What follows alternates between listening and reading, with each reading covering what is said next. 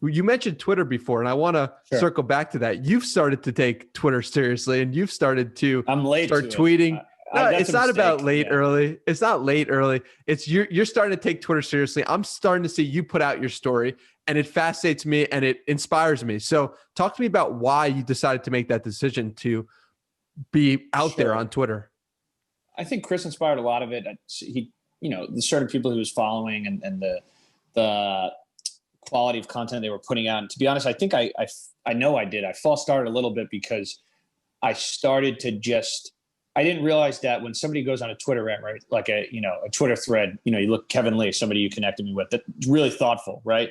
My Twitter threads, early on, I was just tweeting them in my bed. I didn't realize that there was such complexity to creating a great Twitter thread, right? So I literally, right before this, at the halftime of the Johnny's game, I emailed Chris a thread on perseverance for his thoughts before I publish it, because I want to get better, right? I want it to be impactful. I want it to be important. Twitter's an incredible platform. It's a great networking platform. I appreciate anyone who responds to my cold DMs, and I'll respond to anyone back. I think that it's a great place for community, from communities of hip hop. You look at hip hop culture lives on Twitter. You look at the music business, lives on Twitter in its own sphere outside of hip hop. St. John's basketball, like I was saying before, I'm in a Twitter DM group of 9 guys. We're psychoanalyzing every play, right?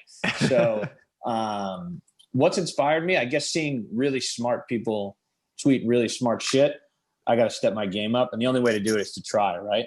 You're out there putting out a ton of really poignant tweets, and I assume very similar. A lot of people you looked up to did the same, and you're trying to mirror it and make it your own.